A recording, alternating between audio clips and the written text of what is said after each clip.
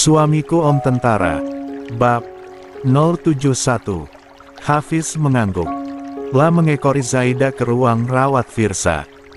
Begitu sampai, Hafiz langsung duduk di kursi. 39.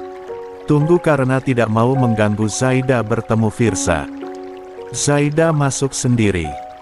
Ia menghela napas panjang melihat Firsa masih memejamkan matanya. Zaida mendekat dan menggenggam telapak tangan pria itu. Hingga saat ini, belum ada perkembangan dengan kondisi Firsa. "Mas, aku datang lagi," kata Zaida pelan. Ia duduk di kursi dan menggeretnya sampai mepet dengan ranjang Firsa. Lalu, Zaida memegangi telapak tangan Firsa erat-erat. "Mas, rasanya sepi banget nggak ada kamu. Nggak ada yang ngajakin aku beli pecel lele di warung sebelah itu." Hening. "Kapan bangun, Mas? Aku pengen makan pecel lelenya. Anak kita mungkin juga pengen nyoba pecel lele itu." Lagi, ucapan Zaida tak mendapat respon apapun. Zaida menghela napas panjang. "Apa Mas Firza juga ngerasa begini pas aku minta pulang ke rumah Abah dan Umi? Mas Firza kangen ya sama aku sampai gulingnya ditempelin fotoku." Zaida terkikik geli, tetapi sedetik kemudian ia ingin menangis. "Mas," Zaida mulai terisak. "Maafin aku. Maaf karena waktu itu aku cuek dan gak ngerespon kamu. Aku hanya kesel. Kalau tahu akhirnya begini, aku gak akan egois dan cuek sama kamu. Mas, cepet bangun ya. Nanti aku nggak ngambek lagi deh. Aku juga bakal balik ke asrama, tapi Mas bangun dulu, nohon Zaida." Tiba-tiba, Firza menunjukkan pergerakan, tetapi monitor detak jantung Firza tidak stabil dan ia seperti mengalami kejang. Zaida panik. Ia segera menekan tombol darurat untuk memanggil dokter. Dokter segera datang untuk memeriksa. Zaida semakin menangis. Lah diminta untuk keluar terlebih dahulu agar Firsa bisa segera ditangani. Zaida sebenarnya tidak rela meninggalkan Firsa. Ia ingin menemani sang suami, tetapi ia harus patuh pada prosedur. Saat Zaida keluar, Hafiz menunggunya. "Kenapa, Mbak? Kenapa tadi dokternya kayak buru-buru ke sini?" "Mas Firsa, Fiz. Dia kayak kejang gitu." Hafiz mengusap punggung kakaknya pelan-pelan. "Sabar ya, Mbak Zaida. Bang Firza pasti baik-baik aja kok." Kalimat penenang Hafiz tidak mempan sama sekali kepada Zaida. Rasa khawatirnya begitu membuncah. Untunglah, tak lama kemudian dokter keluar. Zaida langsung menghampirinya. "Bagaimana keadaan suami saya, Dok?" tanya Zaida. "Kondisi pasien sudah kembali stabil. Tadi, pasien memang sempat drop dan kejang sebentar tetapi saat ini sudah berhasil diatasi." Zaida menghela napas lega. "Alhamdulillah, ya Allah. Kalau begitu, saya permisi dulu," kata sang dokter. Zaida mengangguk. "Terima kasih, Dok." Bu Nyai dan Pak Kiai datang beberapa menit kemudian setelah mereka selesai mencari makan. Zaida langsung 40. Mengabari keadaan Firsa tadi. Mereka berdua kaget sekali. Zaida berniat untuk ke asrama sebentar untuk mengambil beberapa barang. Pak Kiai juga titip kepada Zaida untuk mengambilkan beberapa pakaian Firza untuk pakaian ganti darurat Pak Kiai sebab mereka tidak ada persiapan saat ke rumah sakit. Kalau harus pulang ke pesantren juga lumayan jauh. Yang penting ada pakaian bersih untuk salat saja. Zaida mengiyakan. Ia juga akan membawakan Bu Nyai beberapa gamis miliknya supaya beliau tidak bingung kalau salat harus mencari-cari pakaian bersih. Sebelum kembali ke batalion, Zaida teringat bahwa suplemen kehamilannya sudah habis. Mumpung masih di rumah sakit, ia mau membeli suplemen itu di apoteknya. "Fiz, Mbak mau mampir ke apotek sebentar ya," kata Zaida. Hafiz mengernyit. Mau beli obat buat siapa, Mbak? Bukan obat kok, hanya vitamin aja.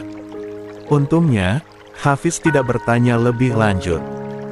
Saat di apotek itu, Zaida meminta Hafiz menunggu di luar saja karena ia akan cepat, tetapi Hafiz tidak mau. Ia khawatir Zaida oleng lagi. Apalagi secara mental, Zaida juga belum stabil.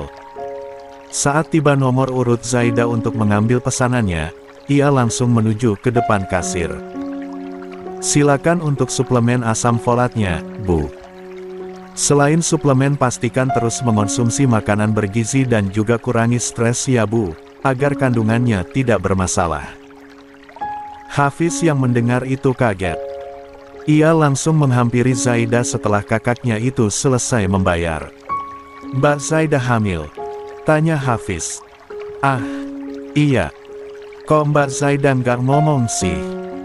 Abah, Umi, Bu Nyai, dan Pak Kiai juga nggak tahu. Maaf, Mbak bukannya nggak mau kasih tahu. Kemarin kan situasinya lagi kurang bagus. Takut fokus pada terbelah antara kondisi Mas Firza sama kehamilan Mbak. Hafiz menghela napas berat. Mbak Zaida harus buruan kasih tahu dong. Kalau ada apa-apa sama kandungan Mbak Zaida gimana? Iya, Fiz. Mbak rencananya juga mau segera kasih tahu. Tapi, sekarang antar Mbak ke batalion dulu ya. Hafiz geleng-geleng kepala. Mbak Zaida, ya udah ayo. Hafiz mengantar Zaida ke batalion untuk mengambil barang dan beberapa pakaian yang dibutuhkan Pak Kiai dan Bu Nyai. Zaida hanya sebentar di sana. Hatinya kembali sedih lagi melihat rumah itu terasa amat lengang karena Firza tak ada. Selesai mengemas beberapa barang, Zaida dan Hafiz keluar. Namun, baru saja Zaida selesai mengunci pintu, seseorang tiba-tiba datang menghampiri. Loh, Zaida. Sama Hafiz juga toh. Zaida dan Hafiz serempak menoleh. Di sana, Dirga mengulas senyum lebar dan langsung menghampiri Zaida tanpa 41. 42. Melihat Dirga mendekat, Hafiz segera pasang badan. Tatapannya begitu tajam kepada Dirga. Meskipun kedua orang tua Zaida dan Hafiz sudah menerima dan memaafkan kejadian pembatalan perjodohan tersebut, tetapi Hafiz masih sensitif kepada Dirga. Rasanya, ketika melihat wajah Dirga, amarahnya seketika terpicu. Apalagi, Hafiz juga selalu mendengar nasihat dari Umi untuk menjaga Zaida dari Dirga. Memaafkan bukan berarti lupa dengan kejadian yang sudah lalu. Terlebih, sekarang Umi juga sudah tahu bahwa selama ini Dirga mengganggu Zaida. Jelas, Umi semakin was-was jika Zaida tidak ada yang menjaga. Melihat Hafiz langsung pasang badan dan berdiri di depan Zaida, Dirga mengernyit bingung. Kamu ngapain sih Fiz? Berasa Mas kayak penjahat aja. Hafiz berdeham pelan. Meski tatapannya tajam, tetapi sebisa mungkin ia memasang wajah datar. Karena Mbak Zaida perempuan, dan Mas Dirga bukan suami Mbak Zaida. Dirga mengepalkan telapak tangannya. Emang aku mau ngapain Zaida sih di sini? Nggak usah berlebihan gitulah. Aku cuma mau nyapa aja kok. Justru itu. Aku nggak tahu Mas Dirga mau ngapain sama Mbak Zaida, makanya aku waspada. Kalau sekadar menyapakan nggak perlu dekat-dekat, Mas, sahut Hafiz. Dirga menggertakkan giginya. Ia kesal sekali kepada Hafiz. Memang sejak dulu Hafiz sangat melindungi Zaida. Saat mereka masih dijodohkan, Zaida juga sering diantar Hafiz kemana-mana. Sayangnya, Dirga tidak seakrab itu dengan Hafiz meski pemuda itu sempat hampir jadi adik iparnya. Hafiz juga merupakan pribadi yang tidak suka banyak bicara kalau tidak penting. Dia ramah, tentu saja. Namun jika topik pembicaraannya tidak melibatkan dia, Hafiz pasti akan diam saja dan hanya memperhatikan. Kamu kok malah nuduh begitu sih, Fiz? Nggak sopan sama yang lebih tua, kata Dirga. Niatnya ia ingin membuat Hafiz malu di hadapan Zaidah karena terlalu berlebihan menjaganya. Hafiz malah tersenyum tipis. Nggak nuduh, Mas. Antisipasi, katanya santai. Zaidah yang berdiri di belakang Hafiz menepuk bahu adiknya. Udah Fiz, nggak apa-apa. Hafiz mengangguk dan bergeser di kesamping Zaidah. Namun, meski begitu mata Hafiz begitu tajam menatap Dirga, seolah segala pergerakan pria itu tidak akan luput dari pengawasannya. Dirga mengerang kesal dalam hati. Padahal ia senang melihat Zaidah kembali ke batalion, tetapi wanita itu malah membawa adiknya. Lebih-lebih, sekarang Hafiz juga semakin sensi kepada Dirga. Hilang sudah kesempatannya untuk sok ramah kepada Zaidah untuk menarik perhatiannya. Di mata Dirga sekarang, Hafiz hanya tak lebih dari seorang pemuda yang sok pahlawan dan sok dewasa. Dirga menghela napas panjang dan berusaha mengabaikan Hafiz. Ia menatap Zaidah kemudian mengulas senyum. Zaidah, aku udah dengar kabar soal Danki. Aku turut prihatin, semoga Danki cepat sembuh, katanya. Padahal dalam hati doanya berbeda. Ia justru berharap Firza cepat mati. Zaidah mengangguk. Terima kasih, katanya dingin. Zaidah menatap Hafiz. Udah Fiz, yuk kita pergi. 43. Ketika hendak melewati Dirga, pria itu malah menghalangi langkah mereka. Mode waspada Hafiz kembali aktif. Ngapain Mas? Tanya Hafiz. Dirga berdeham pelan. Oh, enggak mau ngapa-ngapain kok. Cuma mau bilang aja kalau butuh bantuan aku siap untuk membantu, katanya sok baik. Hafiz mengernyit. Terima kasih, tapi keluarga kami sudah cukup bisa menghandle semuanya kok. Saya nawarin bantuan ke Zaidah, bukan ke kamu, Fiz. Hafiz tersenyum.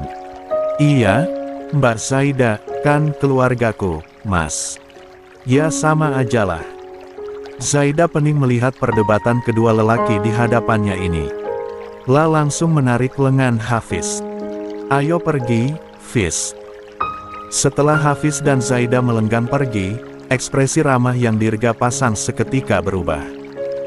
Ia mendecak kesal. Bangsat. Itu anak kecil sok jagoan banget sih, umpatnya kesal. Kalau saja tidak ada Hafiz tadi, Dirga pasti bisa mendekati Zaidah.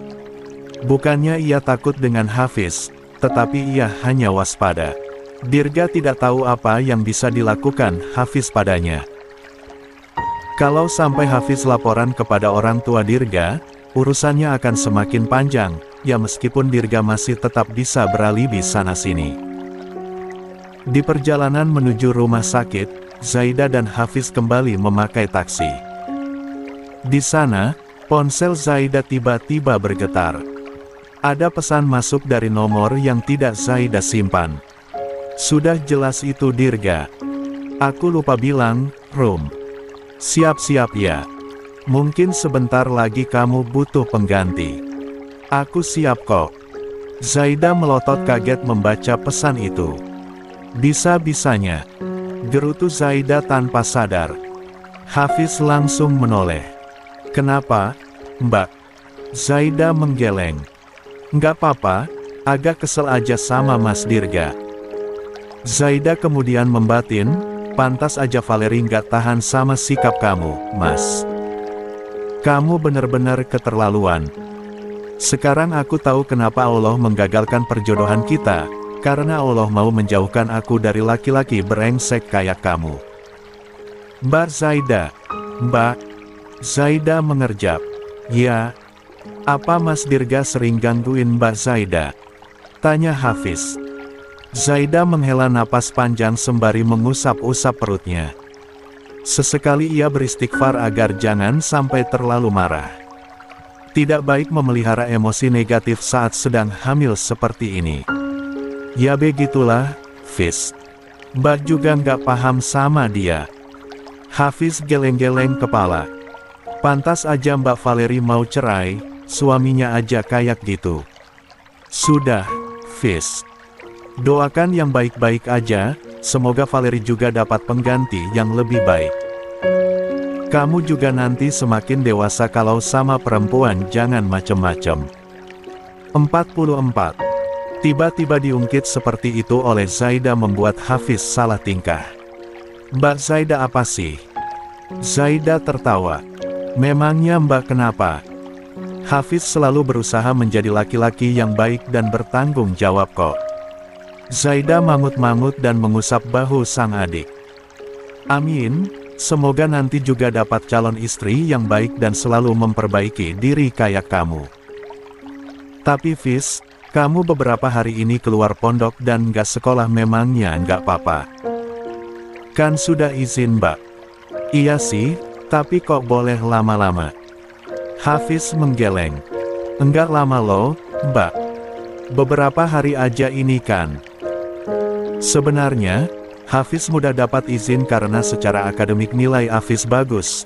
Terus Hafiz juga aktif ikut berbagai kegiatan contohnya yang lomba kemarin. Mungkin dianggapnya Hafiz mampu jadi kalau izin beberapa waktu nggak salah asalkan jelas alasannya. Tapi kalau lama-lama nggak baik juga, Fiz. Beberapa bulan lagi kamu naik kelas 12 kan? Mending kamu fokus sekolah aja daripada anterin Mbak kemana-mana. Kelas 12 juga nggak full setahun. Semester 2-nya nanti paling-paling cuma 3 bulanan lebih dikit pasti udah ujian duluan. Nggak enak juga sama teman seangkatan kamu nanti. Takutnya pihak pesantren dianggap pilih kasih hanya karena kamu sudah jadi anggota keluarga pesantren jadinya seenaknya kemana-mana. Hafiz tersenyum kemudian mengangguk. Iya, Hafiz paham, Mbak. Kalau aja kondisi abang nggak begitu, Hafiz juga nggak akan sampai izin beberapa hari. Hafiz nggak mau Mbak Zaida kemana-mana sendiri dalam kondisi seperti ini. Kalau nggak ada Hafiz, Abah juga pasti bersikeras mau antar Mbak Zaida kemanapun. Hafiz khawatir Abah kelelahan terus nanti sakit lagi. Makasih ya, Fiz. Mbak Zaida nggak apa-apa kok. Hafiz mendengus. Nggak apa-apa gimana? Buktinya tadi Mas Dirga terang-terangan deketin Mbak Zaida. Coba kalau nggak ada aku, kayaknya Mas Dirga bakal lanjut gangguin Mbak Zaida. Zaida terdiam. Ucapan Hafiz memang benar. Zaida bahkan sudah bisa memperkirakan apa yang akan Dirga lakukan jika tadi Hafiz tidak ada. Memang, Dirga tidak akan melakukan hal yang aneh-aneh berhubung posisinya masih di alam batayon, tetapi ucapan pria itu pasti jauh lebih kurang ajar, sama seperti pesan-pesan yang terus ia kirimkan kepada Zaida. Mbak, apa nggak sebaiknya masalah Mas Dirga itu dikasih tahu ke Pak Firhan dan Bu Hasna? Mereka harus tahu kelakuan anak mereka, Mbak. Supaya ditegur. Zaida menggeleng. Lebih baik jangan bertindak gegabah, Fiz. Mbak takut nanti kalau Mas Dirga dendam. Isi pikiran orang yang dendam itu nggak tertebak, Fiz. Mbak nggak mau ada kejadian Niki kedua. Untuk sekarang, Mbak mau fokus ke kesembuhan Mas Firza dulu dan mengabaikan soal Mas Dirga. Hafiz menghela napas panjang. Ya sudah kalau memang keputusan Mbak Zaida begitu. Tapi tolong, kalau misalnya Mas Dirga gangguin lagi, Mbak Zaida langsung bilang ke aku ya. Zaida tersenyum. Iya, Hafiz. Terima kasih. Oh ya, nanti sebelum balik masuk ke rumah sakit tolong antar Mbak ke konter HP dulu di depan rumah sakit itu ya. Sebentar aja kok. Hafiz mengernyit. Konter HP. Mau beli apa, Mbak? Tanyanya. 45. Mau beli kartu baru, jawab Zaida. Hafiz mengangguk saja. Sementara itu, Zaida menatap kembali pesan Dirga. Ia langsung memblokir kontak baru pria itu. Sepertinya memang Zaida harus ganti nomor supaya Dirga berhenti mengganggunya.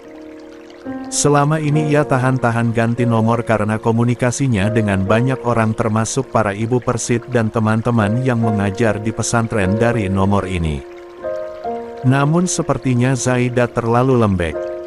Ia perlu bertindak juga untuk mengamankan dirinya sendiri. Sesampainya di depan rumah sakit, Zaida dan Hafiz ke konter seluler yang letaknya berseberangan dengan gerbang depan rumah sakit itu. Zaida membeli nomor baru dan menyimpannya di dalam tas. Ia akan langsung mengganti nomornya nanti. Sementara itu, selama Zaida dan Hafiz pergi ke batalion untuk mengambil beberapa barang, Bu Nyai dan Pak Kiai menunggu Firza di dalam ruang rawatnya. Tiba-tiba, jemari Firza tampak bergerak. Gerakannya sangat tipis. Yang melihat pertama kali adalah Bu Nyai.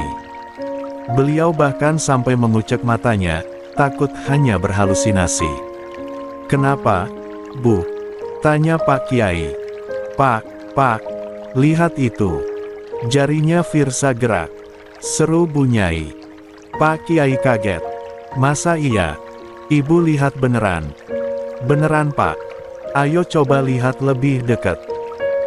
Mereka berdua pun mendekat dan benar saja, jemari Firza semakin menunjukkan pergerakan yang lebih ketara. Bu Nyai dan Pak Kiai senang bukan main. Bu Nyai langsung memanggil dokter untuk memeriksa Firza. Dokter pun segera datang dan melakukan pemeriksaan menyeluruh kepada Firza. Setelah pemeriksaan, dokter itu tersenyum kepada Bu Nyai dan Pak Kiai. "Syukurlah, pasien sudah melewati masa kritisnya. Dengan perawatan lebih lanjut, pasien pasti akan segera pulih seperti sedia kala," kata sang dokter.